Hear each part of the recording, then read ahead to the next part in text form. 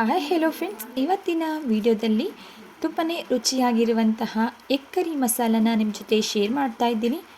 ಈ egg curry recipe ತುಂಬಾ ಟೇಸ್ಟಿಯಾಗಿರುತ್ತೆ. ದೋಸೆ, ಪೂರಿ, ಚಪಾತಿ ಹಾಗೂ ಬಿರಿಯಾನಿ, ರೈಸ್ ರೆಸಿಪಿಗಳಿಗೆ ಹೇಳಿ ಮಾಡಿಸಿದಂತಹ ಒಂದು ಒಳ್ಳೆ ಕಾಂಬಿನೇಷನ್ ಕರಿ ಅಂತಲೇ ಹೇಳ್ಬೋದು. ಬನ್ನಿ ಈ ಕರಿನ ಹೇಗೆ ಮಾಡ್ಕೊಳ್ಳೋದು ಅಂತ ನೋಡೋಣ. ಎಗ್ ಕರಿನ ಮಾಡಲಿಕ್ಕೆ ನಾನಿಲ್ಲಿ ಮೊದಲು ಒಂದು ಪ್ಯಾನ್ ಇಟ್ಕೊಂಡಿದ್ದೀನಿ. ಪ್ಯಾನ್ ಬಿಸಿಯಾಗಿದ್ದ ನಂತರ ಇದಕ್ಕೆ ಒಂದು 2 ಟೀ ಸ್ಪೂನಷ್ಟು ಎಣ್ಣೆನ ಸೇರಿಸ್ಕೊಂಡು ಇದಕ್ಕೆ ಬೇಯಿಸಿಟ್ಕೊಂಡಿರುವಂತಹ 6 ಮೊಟ್ಟೆಗಳನ್ನ ಸೇರಿಸ್ಕೊಳ್ತಾ ಇದ್ದೀನಿ.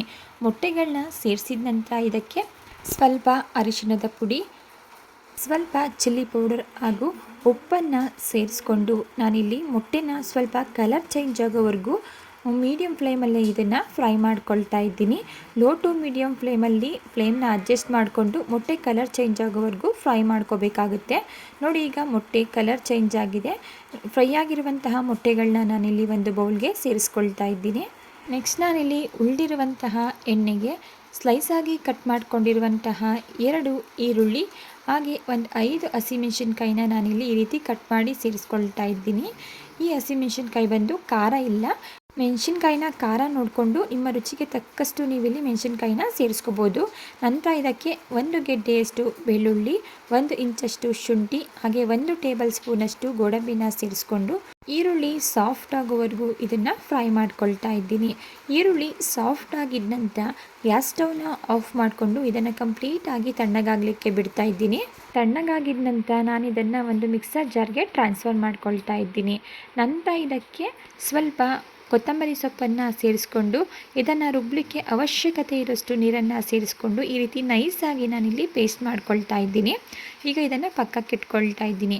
ನೆಕ್ಸ್ಟ್ ನಾನಿಲ್ಲಿ ಒಂದು ಪ್ಯಾನ್ ಇಟ್ಕೊಂಡಿದ್ದೀನಿ. ಪ್ಯಾನ್ ಬಿಸಿಯಾಗಿದ್ದ ನಂತರ ಇದಕ್ಕೆ ಒಂದು 2 ರಿಂದ 3 ಟೇಬಲ್ ಸ್ಪೂನಷ್ಟು ಎಣ್ಣೆನ ಸೇರಿಸ್ಕೊಳ್ತಾ ಇದ್ದೀನಿ.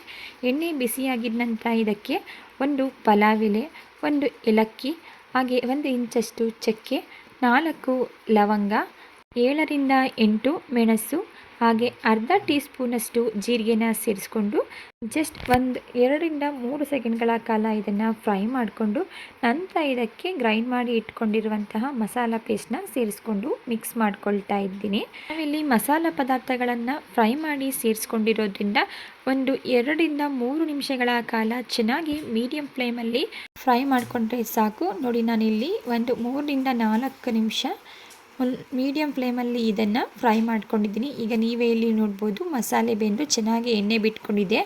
ಈಗ ಇದಕ್ಕೆ 1 ಟೀ ಸ್ಪೂನಷ್ಟು ಧನಿಯಾ ಪೌಡರ್, 1/4 ಟೀ ಸ್ಪೂನಷ್ಟು ಅರಿಶಿಣದ ಪುಡಿ ಹಾಗೆ ರುಚಿಗೆ ತಕ್ಕಷ್ಟು ಉಪ್ಪನ್ನು ಸೇರಿಸ್ಕೊಂಡು ಮಿಕ್ಸ್ ಮಾಡ್ಕೊಳ್ತಾ ಇದ್ದೀನಿ.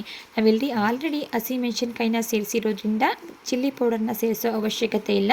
ನಿಮಗೆ ಬೇಕು ಅಂದರೆ ಸೇರಿಸ್ಕೋಬೋದು.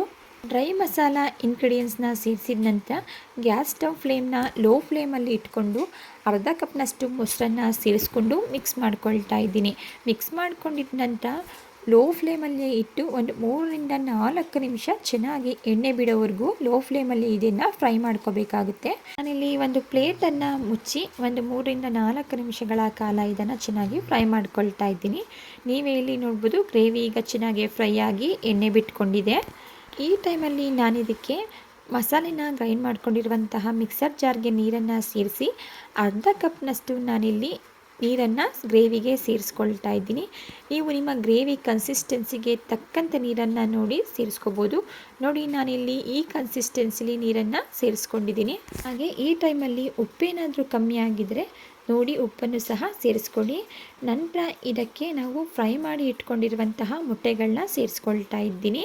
ಇದ್ರ ಜೊತೆಗೆ 1 ಟೀ ಸ್ಪೂನಷ್ಟು ಕ್ರಷ್ ಮಾಡಿರುವಂತಹ ಕಸೂರಿ ಮೆಂತ್ಯ ಹಾಗೆ ಸಣ್ಣದಾಗಿ ಕಟ್ ಮಾಡಿ ಇಟ್ಕೊಂಡಿರುವಂತಹ ಸ್ವಲ್ಪ ಕೊತ್ತಂಬರಿ ಸೊಪ್ಪನ್ನು ಸೇರಿಸಿ ಮಿಕ್ಸ್ ಮಾಡಿಕೊಂಡು ಒಂದು 2 ನಿಮಿಷಗಳ ಕಾಲ ಮೀಡಿಯಂ ಫ್ಲೇಮಲ್ಲಿ ಒಂದು ಪ್ಲೇಟನ್ನು ಮುಚ್ಚಿ ಇದನ್ನು ಬೇಯಿಸ್ಕೊಂಡ್ರೆ ತುಂಬಾ ರುಚಿಯಾಗಿರುವಂತಹ ಹಾಗೆ ಸಿಂಪಲ್ಲಾಗಿ ತುಂಬ ಈಸಿಯಾಗಿ ಮಾಡ್ಕೋಬಹುದಂತಾದ ಎಗ್ ಕರಿ ರೆಸಿಪಿ ರೆಡಿ ಆಯಿತು. ಚಪಾತಿ, ಪೂರಿ, ದೋಸೆ, ಪರೋಟ ಹಾಗೆ ರೈಸ್ ರೆಸಿಪಿಗಳಿಗೆ ತುಂಬಾ ಸೂಪರಾಗಿರುತ್ತೆ. ನೀವು ಕೂಡ ಮಿಸ್ ಮಾಡದೆ ಟ್ರೈ ಮಾಡಿ ನೋಡಿ. ಓಕೆ ಫ್ರೆಂಡ್ಸ್, ಇವತ್ತಿನ ರೆಸಿಪಿ ನಿಮಗೆ ಇಷ್ಟ ಆಗಿದೆ ಅಂತ ಭಾವಿಸ್ತಾ ಇದ್ದೀನಿ. ಇಷ್ಟ ಆಗಿದ್ದರೆ ರೆಸಿಪಿಗೆ ಲೈಕ್ ಮಾಡಿ. ಇದೇ ರೀತಿ ಸಿಂಪಲ್ ಹಾಗೂ ಟೇಸ್ಟಿ ರೆಸಿಪಿಗಳಿಗಾಗಿ ದಯವಿಟ್ಟು ಚಾನಲ್ನ ಸಬ್ಸ್ಕ್ರೈಬ್ ಮಾಡ್ಕೊಳ್ಳಿ.